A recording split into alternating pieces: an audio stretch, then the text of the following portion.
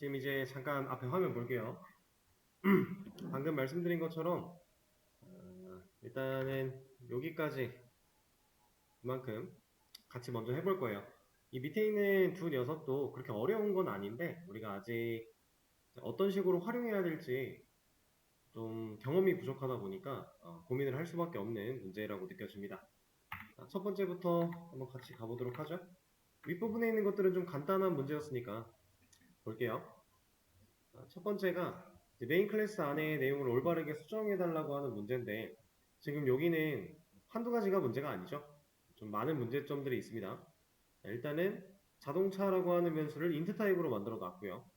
그 다음에 new 자동차라고 하고 있는데 이것조차도 지금 뭔가 이상해요. 그렇죠? 우리가 원래 사용자 정의 객체에서 new라는 키워드로 객체를 만들어 낼 때 소괄호까지 넣어줘야 되는데 그것도 없죠? 하나하나 좀 고칠 겁니다. 근데 이 녀석을 우리가 이 앞에 있는 부분을 올바르게 생각을 하고 뒤에 부분을 고쳐 나가다 보면은 우리가 원했던 결과를 얻어낼 수는 없겠죠. 그래서 지금 전체적인 상황을 보면서 지금 여기서 뜯어 고쳐야 되는 게 어느 부분일지 명확하게 좀 체크를 해야 되는 건데 일단 얘는 당연히 바뀌어야겠네요. int 우리가 자동차라고 하는 녀석한테 달립니다 메서드를 실행하고 있는 상태니까 타입을 자동차로 바꿔주는 거 그리고 객체를 올바르게 만들어주는 거 그쵸? 자, 여기까지는 쉽게 생각할 수 있고 그리고 사실 이 부분도 지금 변수 이름을 잘 보시면은 타입으로 만들어져 있는 클래스명과 동일하죠. 그럼 사실 이렇게 고칠 게 아니라 다시 원래대로 돌아가서 이 상태에서 얘한테 뭐 스태틱 메서드를 만들어주고 이 변수 만드는 거를 없앤다면 애초에 이걸 없애버리고 여기다가 스태틱을 붙이고 그리고 그 메서드의 이름을 올바르게 맞춰준다면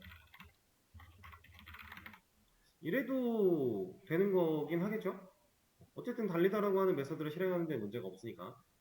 근데 문제에서 정답이 애초에 이걸 요구하는 것 같지는 않아요. 우리가 그렇게 유추할 수 있는 이유가 이렇게 변수를 만드는 과정이 들어 있었으니까. 그럼 우린 여기서 스태틱 메서드를 사용할 게 아니라 인스턴스 메서드를 사용해야 되겠구나 라고 상황을 올바르게 판단하시면 됩니다.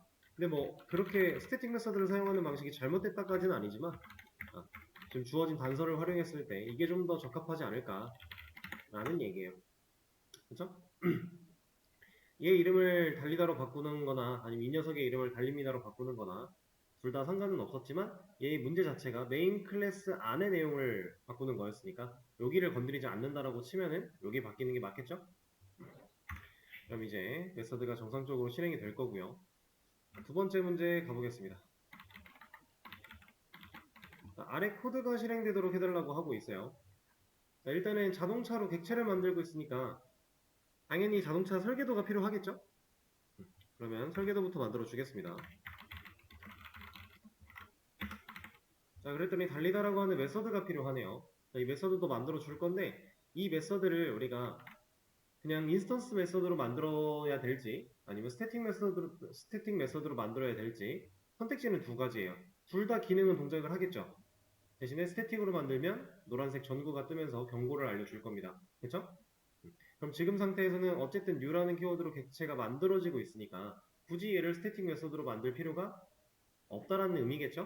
그래서 달리다를 퀵픽스를 사용해서 만들어주면 퍼블릭은 제거를 해주고 이렇게 만들 수가 있겠네요. 그리고 뭐 안에다가 어떤 내용을 넣어라 라고 한 건 없으니까 없어도 상관없어요. 자, 다음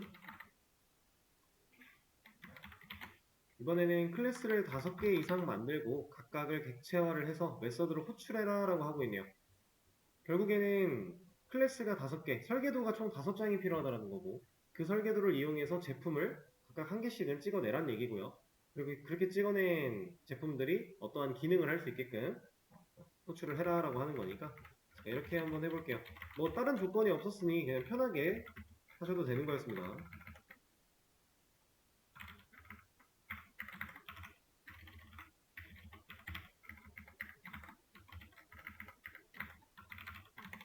자, 그리고 네, 이렇게 만들어 주도록 하죠.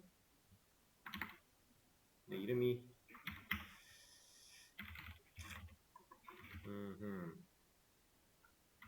이렇게 합시다.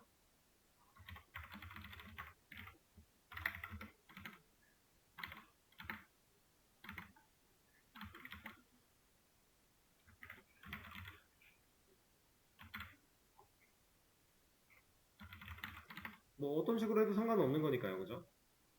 그리고 나서 객체를 만들어 줘야 되니까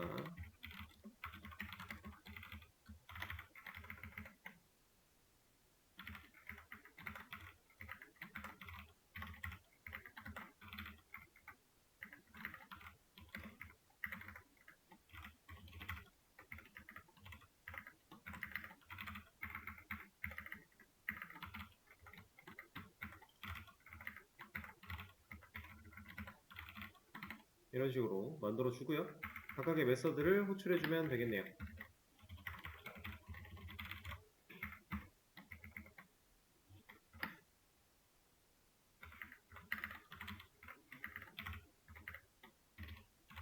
메서드 이름을 통일할 걸 그랬네요. 다 바꿔주기 귀찮은데, 그죠?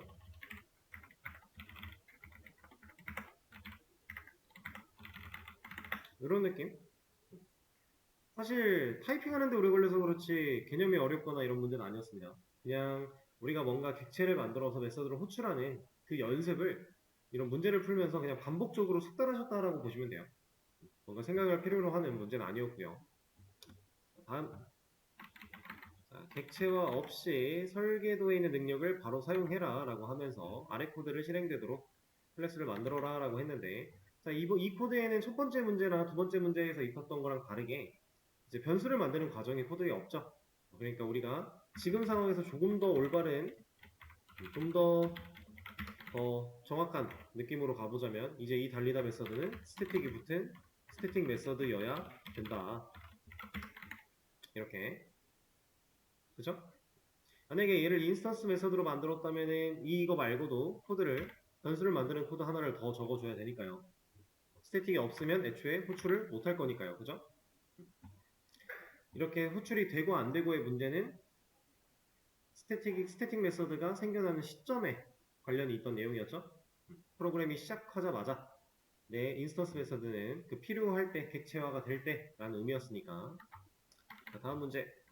9구단을 만들어 달라고 하는 문제인데, 자, 9구단 2단부터 9단까지 쭉 다 나오면 된대요. 출력 양식은 제거를 하겠습니다. 그리고 이 9구단을 만드는 상황에서 그냥 메서드를 하나 호출하고 있는 거죠. 메서드의 이름은 작동이고요. 그리고 그 작동이라는 메서드는 어디에 있어야 돼요? 9구단 출력기라고 하는 객체가 가지고 있어야겠죠?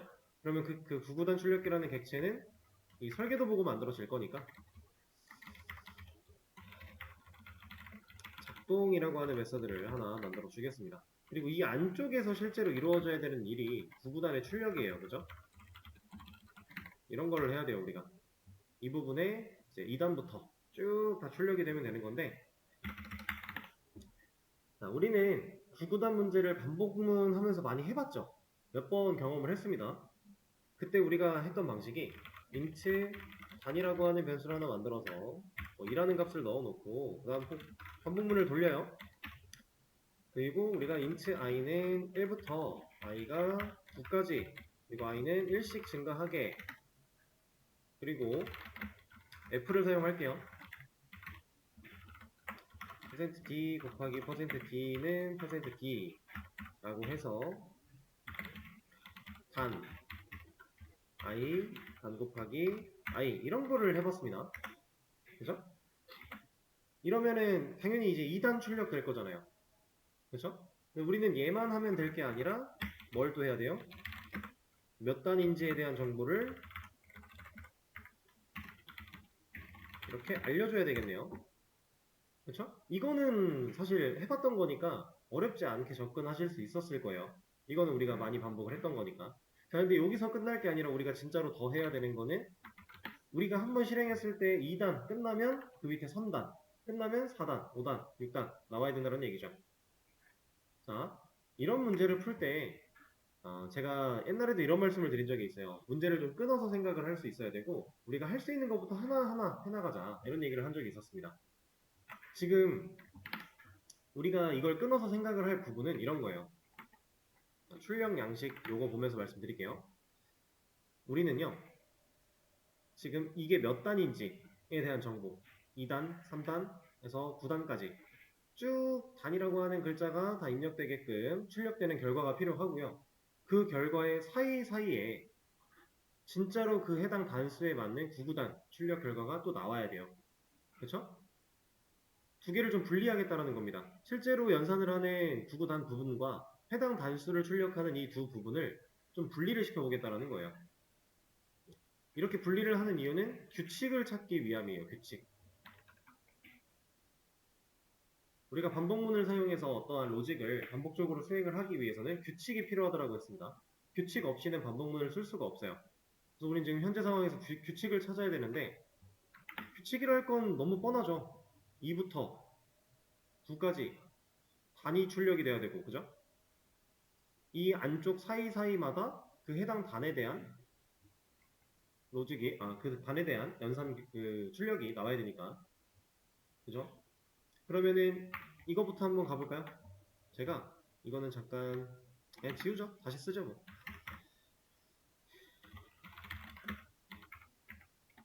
이거 말고 먼저 반복문을 하나 열겠습니다.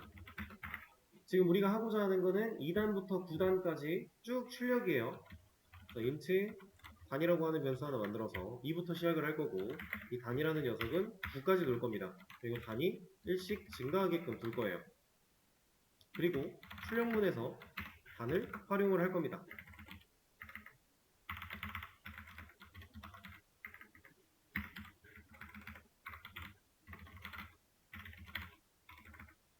이 안에는 실제로 단변수를 활용을 하겠다. 자, 그러면 일단 2단부터 9단까지 나오겠죠. 그쵸? 자, 이 상태에서 우리가 또 해야 되는 일이 여기 사이사이에 실제로 9구단의 연산을 남기는 거였으니까, 자, 얘가 출력되고 나서 그 다음에 얘가 출력되는 이유가 뭐예요? 2단이라고 하는 문자가 나오고 나서 3단이라는 문자가 바로 출력되는 이유. 이 반복문 안쪽에서 출력문 그리고 코드 없으니까 올라가니까. 그죠? 그리고 또 내려오면 단이라는 애가 증가되고 바뀔 거고 그리고 또 출력하고. 그죠? 그러면 우리가 실제로 값을 여기 사이에 넣고 싶대요. 그럼 코드상으로 이렇게 단을 출력하는 결과의 밑에 어떠한 코드를 입력을 하면 이 사이에 뭔가 나올 거잖아요. 그냥 예를 들어 이런 겁니다. 이러면 이제 단 사이에 1이 다 찍힐 거잖아요. 그쵸? 자, 이미 여러분들은 다 왔어요. 단이라고 하는 결과를 출력하고 있는 이 녀석, 그리고 이 반복문을 다시 돌아가는 과정 전에 얘를 출력하고 돌아가기 전에 여기다가 이 연산의 구구단 연산의 출력 결과를 보여줄 수 있는 로직만 넣으면 해결이 되겠네요. 자, 그럼 아까 전에 제가 썼던 로직 있죠? 그냥 반복문, 아니 그냥 구구단 찍는 로직. 단변수 하나 만들고 그다음에 포문에서 int i는 1부터 i가 9까지, 그리고 i는 1씩 증가, 그리고 이 안쪽에서는 %d 곱하기 %d는 %d 슬래시 n에 나타내 i에 단 곱하기 i까지. 이게 우리가 아까 전에 했던 거잖아요. 그렇죠? 이 녀석을 출력하면 2단이 나올 거고, 단의 값을 바꿔서 출력하면 3단이 나올 거고, 바꾸면 또 바꾼 대로 5단이 나올 거고. 그렇죠? 자, 이 로직이 실제로 지금 여러분들이 구하셨어야 되는 이 사이사이에 들어갈 애들이에요. 그러면은 이거 출력하고 다음번 올라가기 전에 해야 된다 그랬으니까 이만큼을 제가 이 안쪽에 넣으면, 지금 단 가지고 뭐라고 해요? 이 단은 왜 뭐라 그래요? 같은 공간 내에 동일한 이름으로 존재할 수가 없으니까. 그럼 얘는 이렇게 못 쓰면 안 되겠구나. 그럼 어떻게 해야 돼요? 이미 단은 2부터 1씩 증가되어 올라가고 있죠. 그럼 얘를 따로 만들 필요가 없겠네요. 자, 이렇게 해서 출력을 해버리면 우리가 원했던 결과를 도출할 수 있습니다. 영역을 좀 나눠서 보셔야 되고요. 나눈 다음에는 내가 할 수 있는 것부터 차근차근 들어가다 보면은 해결할 수 있어요. 원리는 간단했죠. 규칙성을 찾아낸 다음에 그 규칙을 적용할 위치를 잡아준 거고요. 그 규칙대로 코드가 돈다면 우리가 원하는 결과를 얻을 수 있을 것이다. 이렇게. 자, 이게 문제 해결 방법이었고, 그 다음 매개 변수를 사용해서 문제를 풀어달라고 하네요. 자, 그러면 이 코드만 봤을 때 우리가 지금 필요한 건 예상 다 해볼까요? 일단은 계산기라고 하는 클래스, 설계도 하나 필요할 거고요. 그 다음에 더한 결과를 화면에 출력, 뺀 결과를 화면에 출력, 곱한 결과를 화면에 출력이라고 하는 이 세 개의 메서드가 필요하겠죠. 그리고 이 메서드들은 각각 매개 변수를 2개씩 받아줘야겠죠. 인자가 2개씩 들어있으니까. 그렇죠? 그리고 또 이 메서드들은 객체화 없이 부르는 것 같으니까 스태틱으로 만들어 줘야겠네요. 그쵸? 자, 이제 여기서 우리가 퀵픽스를 사용을 한다고 했을 때 클래스를 만드는 과정은 퀵픽스를 쓰면 아예 새로운 폴더로, 파일로 만들어 주기 때문에 지금 우리가 하던 방식과는 좀 달라요. 그래서 그냥 클래스 하나 만들어 줄 거고, 자, 여기서부터는 이제 퀵픽스를 사용을 하겠습니다.